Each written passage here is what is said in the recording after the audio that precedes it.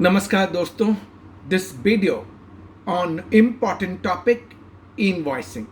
Lot of queries are coming इन.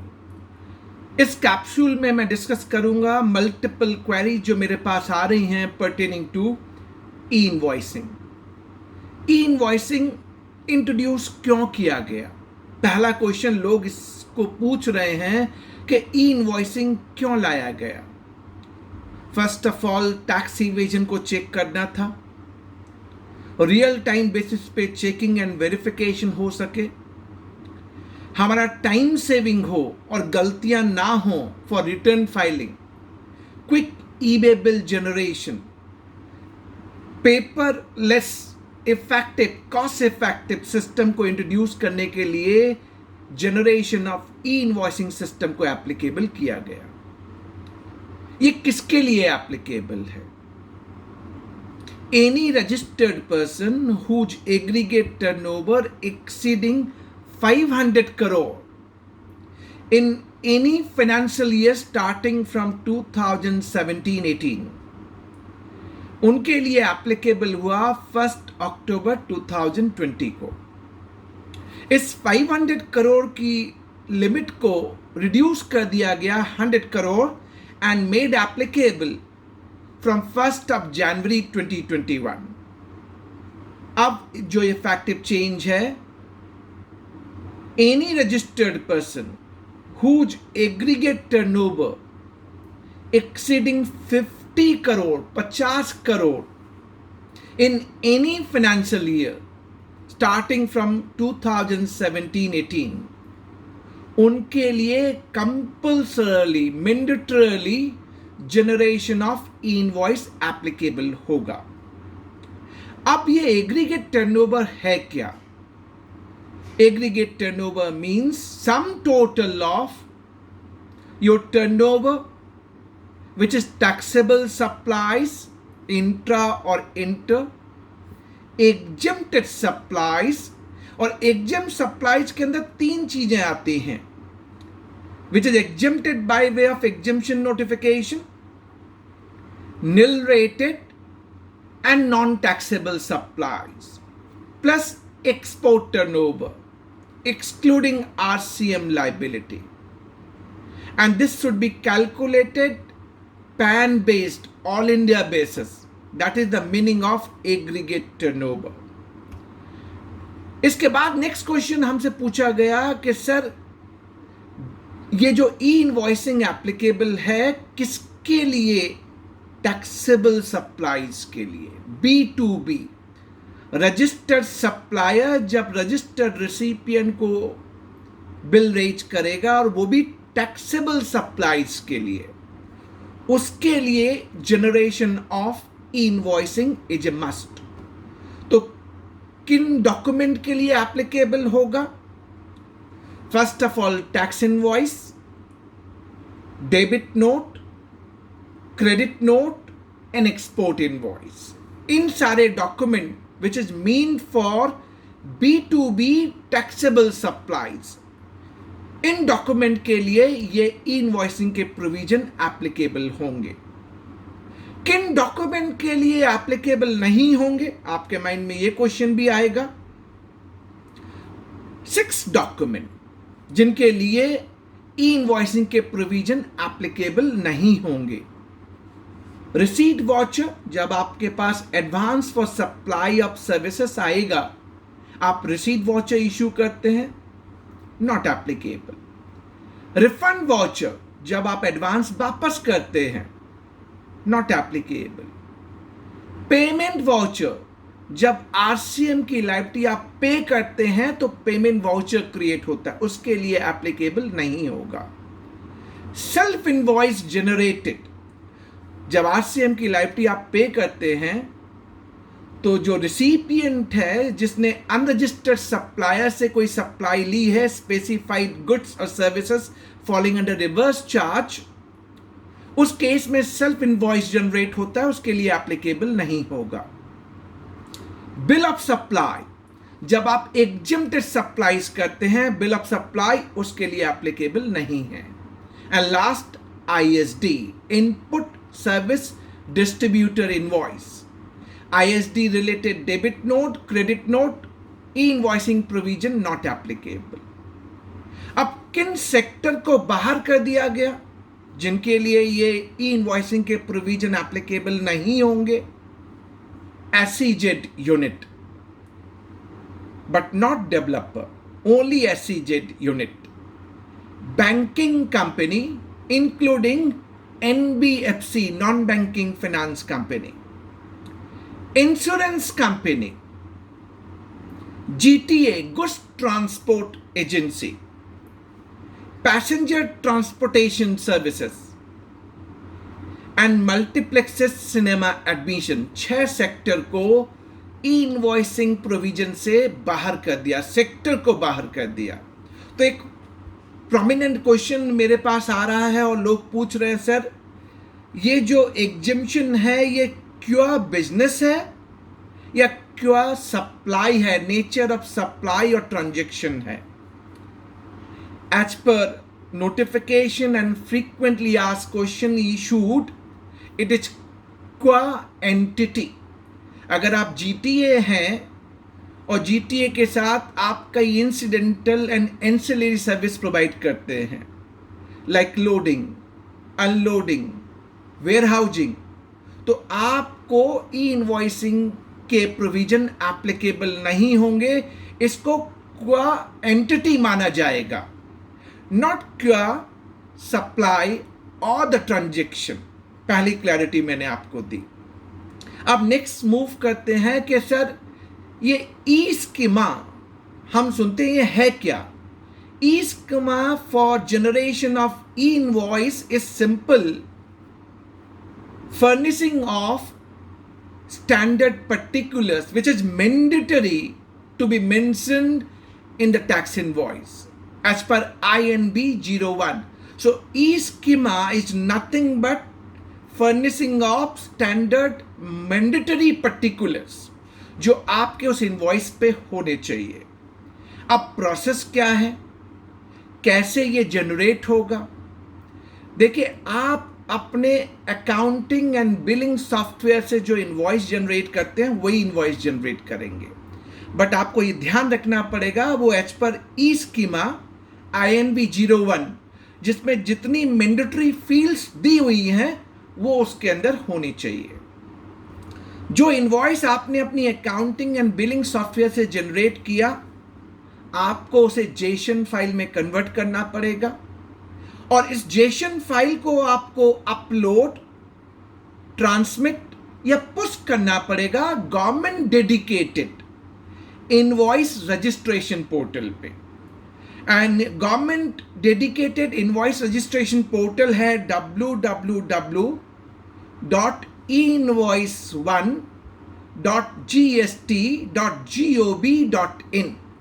जब आप अपनी जेसन फाइल जो आपने टैक्स इनवॉइस जनरेट किया उस फाइल को आप अपलोड करेंगे या ट्रांसमिट करेंगे या पुश करेंगे on IRP, invoice registration portal, ये पोर्टल आपके पर्टिकुलर जो इनवॉइस पे है उसको वैलिडेट करेगा, चेक करेगा, deduplication check, and once verified, checked, then this IRP going to create unique IRN number, invoice reference number, and digitally sign and affix QR code. and QR code में 8 specified field हैं जिसमें IRN number भी होता है, invoice reference number. उस invoice के ऊपर IRP digitally sign करेगा, QR कोड एफिक्स करेगा जिसमें IRN नंबर है, that is very important, and return this JSON file to the supplier. यानी सप्लायर के पास ये JSON file duly digitally signed with QR code having unique IRN number वापस आ जाएगी।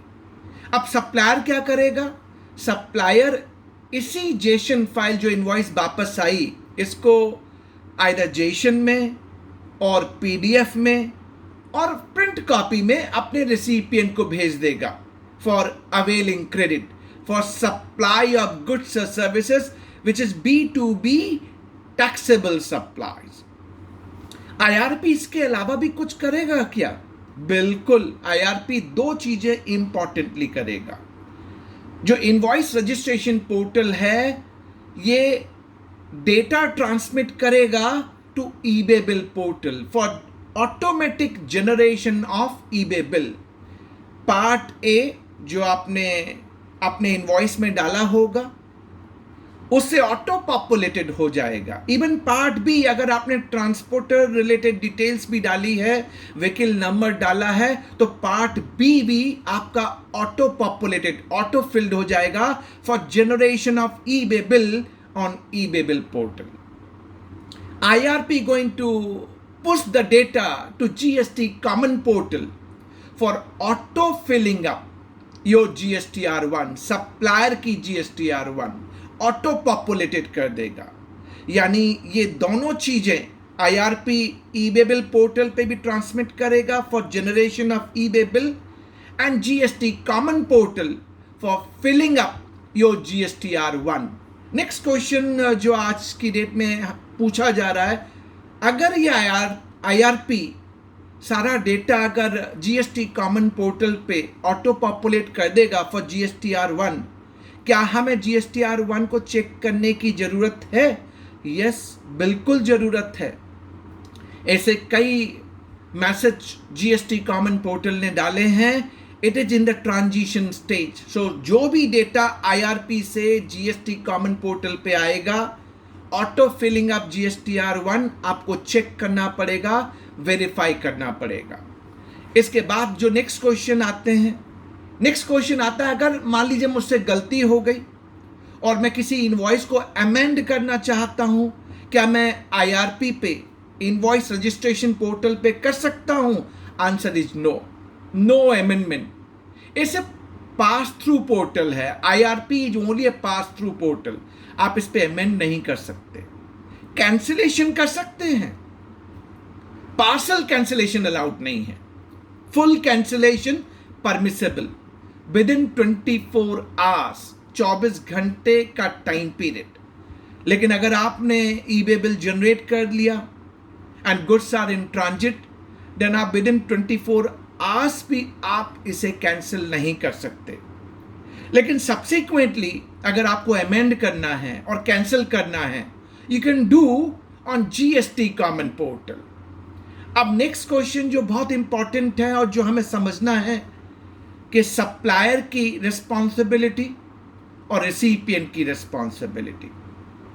सप्लायर को रिकंसिलिएशन बनाना पड़ेगा. किस तरह का रिकंसिलिएशन? देखिए, जिस सप्लायर ने B2B टैक्सेबल सप्लाईज एंड उसकी थ्रेशोल्ड 50 करोड़ से ज्यादा है, तो compulsorily it should B invoice with unique IRN number. लेकिन अगर ये एग्जेम्प्टेड सप्लाईज है तो IRN की जरूरत नहीं है.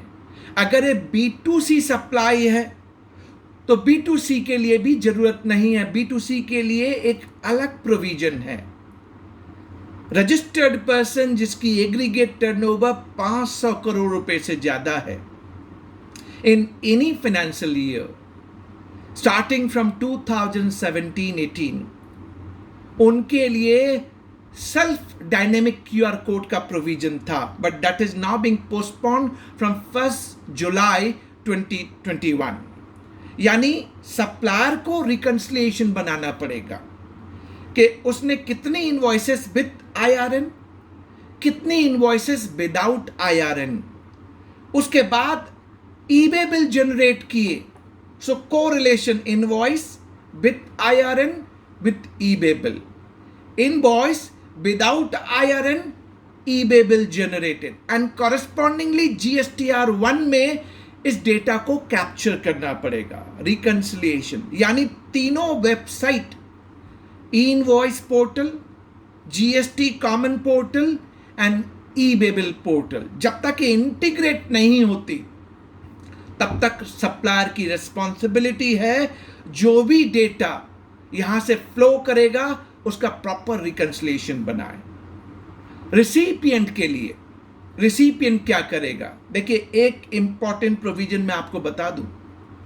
अगर आप बायर हैं और आपने एक ऐसे सप्लायर से टैक्सेबल सप्लाईज ली है जिसकी थ्रेशोल्ड 50 करोड़ रुपए से ज्यादा है, तो रिसिपिएंट की जिम्मेदारी है वो इंश्योर करे कि जो इनवॉइस उसके पास आ रहा है that should be with IRN number, invoice reference number, यानी IRP पे रजिस्टर्ड होके मेरे पास आए, तभी मुझे क्रेडिट मिलेगी, अदरवाइज क्रेडिट नहीं मिलेगी।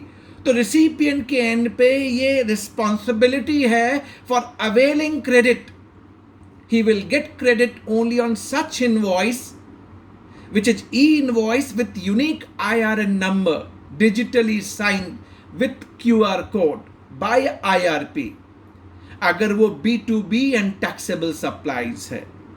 इसके अलावा ऐसी भी रिसीविंग हो सकती है, अवेलिंग हो सकती है, जिसमें he is taking supply from a supplier below 50 crore.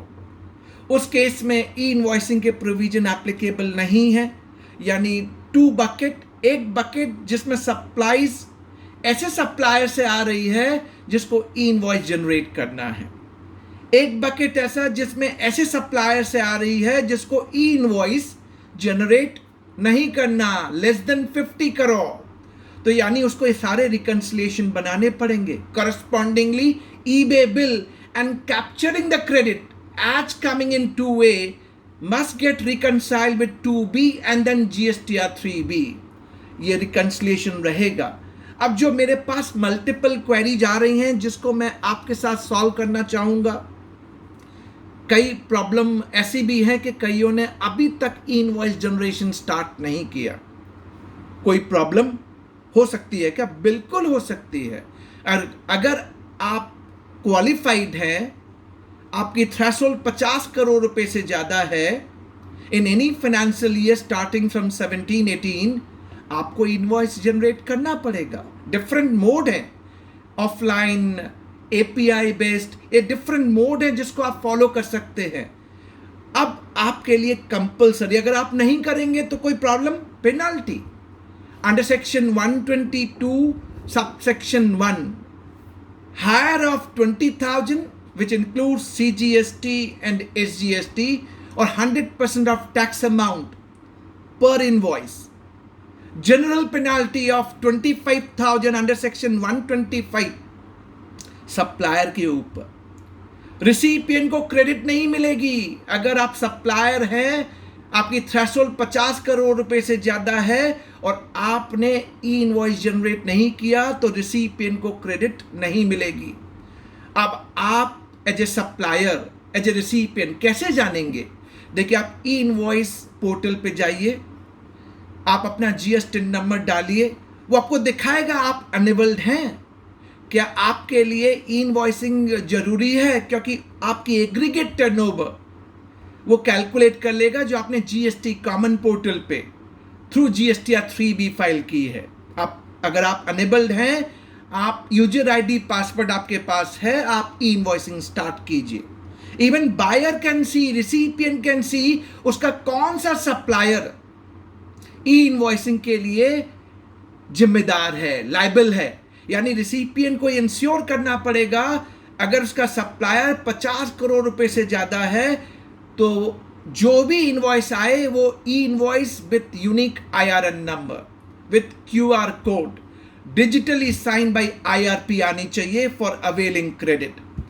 अब कई प्रैक्टिकल प्रॉब्लम भी हमारे पास आ रही हैं कि सर अगर सिस्टम डाउन है, ई इनवॉइस पोर्टल नहीं चल रहा, क्या करें, क्या करना चाहिए?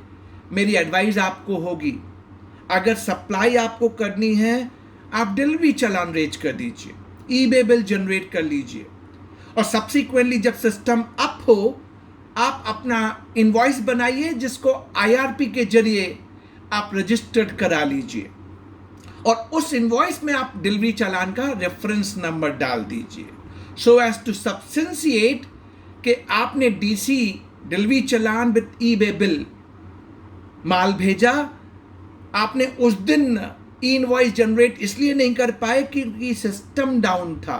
बाद में सब्सिक्वेंटली आपने इनवॉइस को IRP पे रजिस्टर्ड कराया and having unique IRN number. कुछ क्वेश्चन और भी मेरे माइंड में हैं जो आप भी जानना चाह रहे होंगे, सर ये एक एक करके इनवॉइस मुझे IRP पे डालनी पड़ेगी या मैं बल्क इनवॉइसिंग डाल सकता हूं? रिकंसिलिएशन की जो हमने बात की सप्लायर्स के एंड पे, रिसिपिएंट के एंड पे, सर ये कैसे होगा? सर ऐसा कुछ है जो हमें इजीली हेल्प करे?